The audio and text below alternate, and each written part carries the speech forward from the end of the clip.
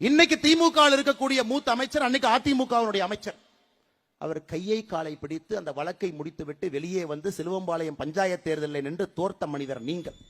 ஆனால் தயவு செய்து எனக்கு நேர்மையை பற்றி, நாணயத்தை பற்றி எனக்கு நீங்கள் பாடம் எடுக்க வேண்டாம். அதே கொங்கு பகுதியில் அதே பக்கத்து மாவட்டத்தில் வந்தவன், அருமை பெருமை எல்லாம் எனக்கு தெரியும். கூவத்தூர்ல நடந்தது கட்சியினுடைய பொதுச் செயலாளரை தேர்ந்தெடுக்கக்கூடிய நிகழ்வா? கூவத்தூர் நடந்தது அலங்கோலம். ஒரு புரட்சி தலைவர், புரட்சி தலைவி நடத்திய ஒரு கட்சி, தமிழகத்தில் திமுகவுக்கு மாற்றாக இருக்க வேண்டும் என்று தமிழக மக்கள் நினைத்த ஒரு கட்சி. கூவத்தூர்ல நீங்க என்ன அநியாயம் பண்ணீங்க? இஎம்ஐ டெண்டர் சிஸ்டத்தில் கட்சியினுடைய முதலமைச்சரை தேர்ந்தெடுத்தீங்க. ஹையஸ்ட் பிட்டராக எடப்பாடி பழனிசாமி, மீடியம் பிட்டராக கொங்கு பகுதியில் இன்னொரு அமைச்சர், லோவஸ்ட் பிட்டராக தென் தமிழகத்தில் ஒரு அமைச்சர். என்ன பிட்டிங்க? எந்த எம்எல்ஏவுக்கு மாசம் மாசம் என்ன பணம் கொடுக்க வேண்டும் என்பதுதான் கூவத்தூர்ல அந்த பிட்டிங் முறை. அதன் பிறகு தவழ்ந்து காலில் விழுந்து பதவியை பிடித்த எடப்பாடி பழனிசாமி இந்த தன்மான மிக்க ஒரு விவசாயினுடைய மகனை பச்சையின்களே 10 ஆண்டு காலம் கையெழுத்து போட்டு ஒரு பைசா வாங்காத இந்த அண்ணாமலையை பற்றி சொல்வதற்கு எடப்பாடி பழனிசாமி என்கின்ற தற்குறிக்கு எந்த விதமான அதிகாரம் கிடையாது. இது அகந்தை, இது அகந்தை. 2026 புரட்சி தலைவர், புரட்சி தலைவி நடத்திய இந்த கட்சி இது போன்ற கிழத்து தலைகள் என்று வழிநடத்திக் கொண்டிருக்கின்றீர்கள். தூக்கி எறியப்படுவீர்கள். 4வது இடம் கூட கிடையாது. 2026 சட்டமன்ற தேர்தலில் அனைத்து இந்திய அண்ணா திராவிட முன்னேற்ற கழகத்திற்கு 4வது இடம் கூட கிடையாது. இன்னைக்கு ஒரு உண்மையை சொல்றேங்க, ஒரு உண்மையை சொல்றேன். எதற்காக எனக்கும் அதிமுகவினுடைய தலைவர்களுக்கும் சண்டை? இதன தனிப்பட்ட வாக்கியால் பிரச்சனையா? மேடையில் நிறைய தலைவர்கள் இருக்கிறாங்க, அதிமுகவோடு கூட்டணி வேண்டும் என்று சொல்லக்கூடிய தலைவர்கள். எனக்கும் அதிமுகவுக்கும் வாய்க்கால் பிரச்சனையா?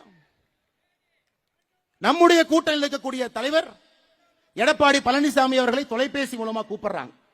2019 வாரணாசியில மோடி அவர்கள் வேட்புமனு தாக்கல் செய்ய போறாங்க. எல்லா முதலமைச்சர்களும், கூட்டணி கட்சியினுடைய முதலமைச்சர்களும் அங்க போறாங்க. நீங்களும் வாங்க, நான் போலான். அதற்கு எடப்பாடி பழனிசாமி சொன்ன பதில் என்னன்னா, தோற்க போகிற மோடிக்காக நான் எதற்கு வாரணாசிக்கு வர வேண்டும் என்று சொன்ன பதில். இல்லை என்று எடப்பாடி பழனிசாமி சொல்லட்டும்.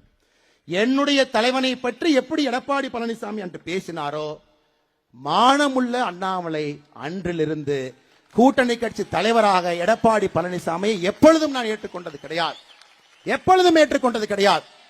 தவழ்வதை பற்றி, ஒருத்தருடைய காலை பிடிச்சு கட்சி ஆட்சிக்கு வர்றதை பற்றி, மக்களால் தேர்ந்தெடுக்கப்படாம மாசம் மாசம் எம்எல்ஏக்கு பணம் கொடுத்து முதல்வர் நாட்காலில் அமர்ந்திருக்கக்கூடிய எடப்பாடி பழனிசாமி, தயவு செஞ்சு இந்த விவசாயினுடைய மகன் அண்ணாமலைக்கு நீங்கள் பாடம் எடுக்க வேண்டாம்.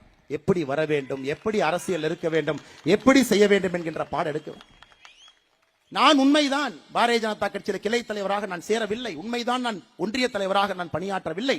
உண்மைதான் நான் மாவட்ட தலைவராக பணியாற்றவில்லை. நான் இந்த கட்சியிலே உங்களை போன தொண்டனாக சேர்ந்தது முதல் 2 திராவிட கட்சிகளையும் அப்புறப்படுத்த வேண்டும் என்பதற்காக. 2வது மோடியினுடைய ஆட்சியை தமிழகத்திற்கு கொண்டு வர வேண்டும் என்பதற்காக. 2 தான். ஒருவருக்கு பாரதிய ஜனதா கட்சியில் ஒரு ஈர்ப்பு இருக்கலாம். அத்வானி ஐயா, வாஜ்பேயி ஐயா, ஷாம் பிரசாத் முகர்ஜி ஐயா, எல்லோருக்கும் ஒரு ஈர்ப்பு இருக்கும்.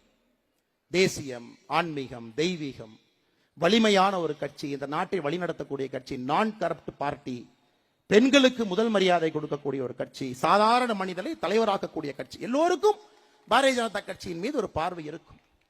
எனக்கு பாரதிய ஜனதா கட்சியின் மீது இருந்த பார்வை, தமிழகத்திலே 2 திராவிட கட்சிகளையும் தூக்கி எறிய வேண்டும் என்றால் அதற்கு பாரதிய ஜனதா கட்சியால் மட்டும்தான் முடியும். இந்த கட்சியிலே தொண்டனாக சேர வேண்டும் என்பதற்காகத்தான் இந்த கட்சியில் நான் தொண்டனா சேர. எடப்பாடி பழனிசாமி அவர்களே, உங்ககிட்ட 2 மணி இருக்காங்களே, தங்கமணி, வேலுமணி, போன் பண்ணி டெல்லியில கேட்க சொல்லுங்க. கட்சியில் சேர்ந்த பொழுது நிபந்தனை இல்லாம இந்த கட்சியில சேர்ந்த தொண்டனாக எந்த ஒரு பொறுப்பு வேண்டும் கேட்கவில்லை, பதவி வேண்டும் கேட்கவில்லை, ஒன்றை விட்டு விட்டு வந்திருக்கின்றேன் என்று சொல்லி காட்டவில்லை. 2 திராவிட கட்சிகளும் தூக்கி எறிய வேண்டும் என்றால் பாரதிய ஜனதா கட்சியில தொண்டராக இருக்க வேண்டும் என்று வந்தேன். இந்த கட்சி எப்படி எல்லா தொண்டர்களுக்கும் ஒரு பொறுப்பு கொடுக்குதோ அதுபோல்தான் எனக்கும் ஒரு பொறுப்பு கொடுத்திருக்கு. இது பெரிய பொறுப்பு, சின்ன பொறுப்பு கிடையாது. உங்க கட்சியில வேணா மேடையின் மீது அமர்ந்திருக்கிறனால நீ பொதுச் செயலரா இருக்கலாம். ஆனா என் கட்சியில மேடையின் மீது நான் அமர்ந்திருப்பனால் இவர்களுக்கு நான் சேவகம் செய்யக்கூடிய சேவகன். அதான் எங்கள் கட்சிக்கும் அடிப்படையில உங்கள் கட்சிக்கும் இருக்கக்கூடிய அடிப்படை வித்தியாசம். தரக்கூடிய எடப்பாடி பழனிசாமிகளுக்கு இதெல்லாம் தெரியாது. அதனாலதான் அன்பு சகோதர சகோதரிகளே, ஆட்சிக்கு வர வேண்டும் என்று நீங்கள் நினைத்தால் தெளிவாக இருக்க வேண்டும். 2 திராவிட கட்சிகளையும் ஒழித்து கட்ட வேண்டும். தெளிவா இருக்கணும். நம்ம சிந்தனையில எந்த விதமான தேக்கம் இருக்கக்கூடாது. தெளிவாக இருக்க வேண்டும். தெளிவாக இருக்க வேண்டும். 2 பேரையும் ஒழிச்சு கட்டணும். 2 பேரும் நமக்கு பரம எதிரிகள். என்ன திமுக வந்து கொள்ளையடிச்சு அவனுடைய கட்சிக்காக சொந்தக்காரங்கிட்ட ஆடிட்டரை வச்சு சேர்த்தி வைப்பான். எடப்பாடி பழனிசாமி அவர்கள் தன்னுடைய சம்பந்தி மூலமாக கொள்ளையடிச்சு அவர் ஒரிசால, பீகார்ல, ஜார்க்கண்ட்ல, மைன்ஸ்ல சேர்த்து வச்சுக்குவார். 2 பேருக்கும் அடிப்படை வித்தியாசம் இவ்வளவுதான். மற்றபடி இந்த கட்சிக்கு பெரிய வித்தியாசம் எதுவும் இல்லை. அதனாலதான் அன்பு சொந்தங்களே, உங்களிடம் நான் மறுபடியும் வைக்கக்கூடிய வேண்டுகோள், நாம் எல்லோரும் துடித்துக் கொண்டிருக்கின்றோம். தமிழகத்தில் பாரதிய ஜனதா கட்சி ஆட்சிக்கு கொண்டு வர வேண்டும் என்றால் 2026 தவிர வேறு ஒரு வாய்ப்பு இல்லை என்பது நம் எல்லோருடைய கருத்து. காலம் கணிந்திருக்கிறது.